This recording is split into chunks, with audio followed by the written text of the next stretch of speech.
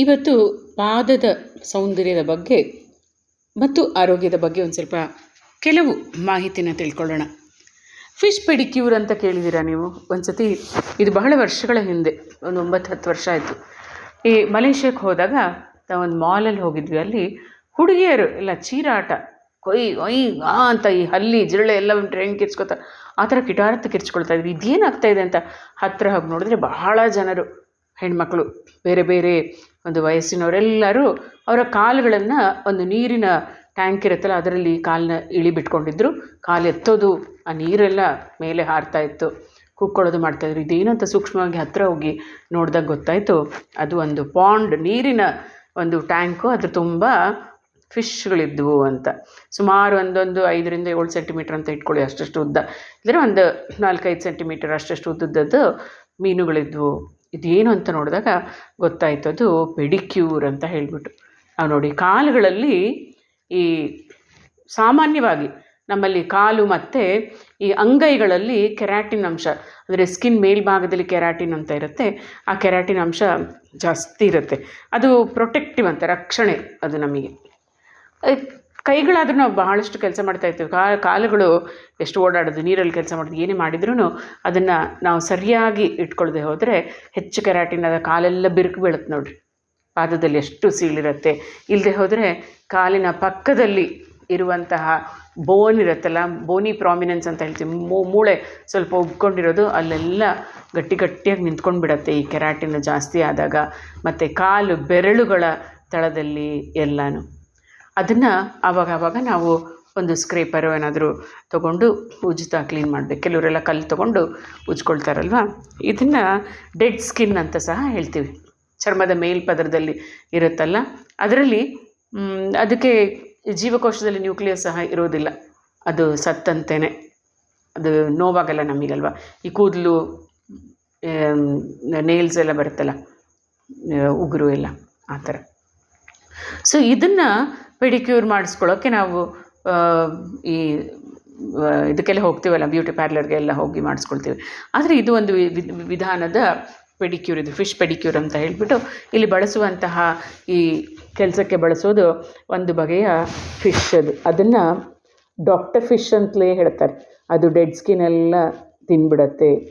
ಈ ಫಿಶ್ ಇದೆಲ್ಲ, ಅದು ಆ್ಯಕ್ಚುಲಿ ಅದಕ್ಕೆ ಪಾಪ ಅದು ಗ್ಯಾರಾ ರೂಫಾ ಅಂತ ಅದರ ಹೆಸರು. ಇವುಗಳಿಗೆ ಸದ್ಯ ಹಲ್ಲಿಲ್ಲ, ಅವೇನು ಕಚ್ಚೋದಿಲ್ಲ.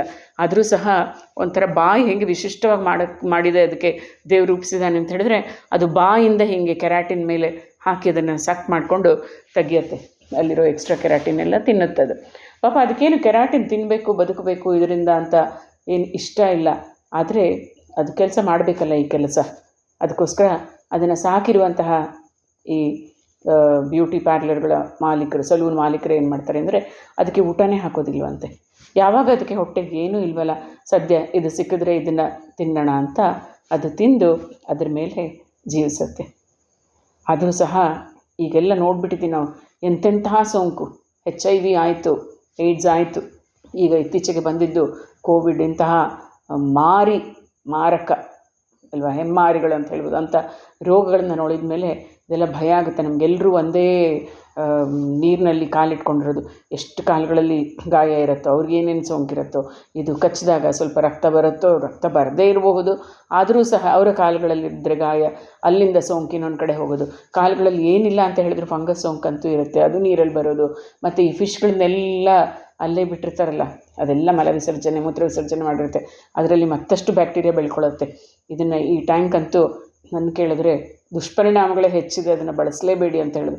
ಪಾಪ ಆ ಫಿಶ್ಗಳಿಗೂ ಬೇರೆ ಊಟ ಮಾಡಿಕೊಂಡು ಖುಷಿಯಾಗಿರೋಕ್ಕೆ ಬಿಟ್ಟುಬಿಡಬೇಕು ಅಂತ ಹೇಳಿಬಿಟ್ಟು, ಅದ್ರ ಜೊತೆಗೆ ಈ ಫಿಶ್ಗಳಲ್ಲಿ ಅವುಗಳ ದೇಹದಲ್ಲೇ ಒಂದು ಸ್ಟೆಫೈಲೋಕಾಕಸ್ ಅಂತಂದರೆ ಬ್ಯಾಕ್ಟೀರಿಯಾ ಕೆಲವೆಲ್ಲ ಇರುತ್ತೆ. ಅದು ನಮಗೆ ಕಚ್ಚಿದಾಗ ಅದು ನಮ್ಮ ದೇಹದೊಳಗೆ, ಅಂದರೆ ಸ್ವಲ್ಪ ಕಾಲ್ಗೀಲೆಲ್ಲ ಗಾಯ ಇರುವಾಗ ಸುಲಭವಾಗಿ ಹೋಗಬಹುದು. ತುಂಬ ಅಪಾಯ ಇಲ್ಲದೆ ಹೋದರೂ ಸೋಂಕಲ್ವ. ನಮ್ಮ ಒಂದು ದೇಹದ ಇಮ್ಯುನಿಟಿ ಹೇಗಿರುತ್ತೆ ಅದ್ರ ಮೇಲೆ ಡಿಪೆಂಡ್ ಆಗುತ್ತೆ. ನಮ್ಮಲ್ಲಿರುವಂತಹ ರೋಗ ನಿರೋಧಕ ಶಕ್ತಿ ಕಡಿಮೆ ಇದೆ ಅಂದರೆ ಯಾವುದೇ ಒಂದು ಚಿಕ್ಕ ಸೋಂಕ ಅಂದರೂ ಅದು ಬಹಳಷ್ಟು ಹೆಚ್ಚಾಗಿ ಆಗುತ್ತೆ. ಸೊ ಇದು ಈ ಫಿಶ್ ಪೆಡಿಕ್ಯೂರ್ ಏನಪ್ಪ ಅಂತ ಇತ್ತೀಚೆಗೆ ಒಂದು ಕಡೆ ನೋಡಿದೆ ನಾನು ಫಿಶ್ ಪೆಡಿಕ್ಯೂರ್ನ. ಆದರೆ ಅಲ್ಲಿ ಸದ್ಯ ಯಾರು ಅದನ್ನು ಉಪಯೋಗ ಮಾಡ್ತಾ ಇರಲಿಲ್ಲ. ನೀವು ಹೇಳ್ಬೋದು ಹೌದು ಒಬ್ಬೊಬ್ಬರಿಗೆ ಒಂದೊಂದೇ ಸೆಪ್ರೇಟಾಗಿರುತ್ತೆ, ಫಿಶ್ ಪೆಡಿಕ್ಯೂರ್ನ ಮಾಡಿಸ್ಕೊಳ್ತೀನಿ ಪರವಾಗಿಲ್ಲ ಆ ಥರ ಮಾಡಿಸ್ಬೋದು. ಆದರೂ ಸಹ ಅವ್ರು ಬಿಡ್ತಾರಲ್ಲ ಮೀನು ಅಲ್ಲಿಂದ ಇಲ್ಲಿಗೆ ತಂದು ಇಲ್ಲಿಂದ ಅಲ್ಲಿಗೆ ತಂದು, ಅದನ್ನಂತೂ ಸೆಪ್ರೇಟ್ ಮಾಡೋಕ್ಕಾಗೋದಿಲ್ಲ ಅಲ್ವಾ. ಸೊ ಆದಷ್ಟು ಇದರಿಂದ ದೂರ ಇದ್ದರೆ ಒಳಿತು. ಬೇರೆ ಬೇರೆ ರೀತಿಯ ಪೆಡಿಕ್ಯೂರ್ಗಳಿದೆ.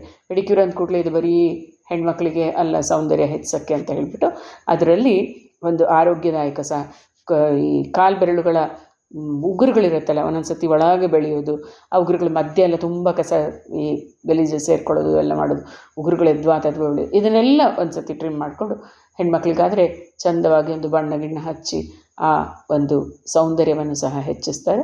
ಇಲ್ಲಿ ಆರೋಗ್ಯಕ್ಕೂ ಸಹ ಬಹಳ ಪ್ರಾಮುಖ್ಯತೆ ಇದೆ ಅಂತ ಹೇಳ್ತಾ, ಫಿಶ್ ಪೆಡಿಕ್ಯೂರ್ ನೀವೇನಾದರೂ ಮಾಡಿಸ್ಕೊಂಡಿದ್ರೆ ಅಥವಾ ನೋಡಿದರೆ, ನಿಮಗಿನ್ನೂ ಏನಾದರೂ ಮಾಹಿತಿ ಇದ್ದರೆ ನಿಮಗೆ ಏನು ಅನಿಸುತ್ತೆ ಅಂತ ಈ ಕಾಮೆಂಟ್ನಲ್ಲಿ ಬರೆದು ತಿಳಿಸಿ. ನೀವೆಲ್ಲಾದರೂ ನೋಡಿದರೆ ಸಹ ನಿಮ್ಮ ಒಂದು ಎಕ್ಸ್ಪೀರಿಯನ್ಸ್ನ ಹಂಚ್ಕೊಳ್ಳಿ, ಇದರ ನಿಮ್ಮ ಅನಿಸಿಕೆ ಸಹ ತಿಳಿಸಿ. Thank you.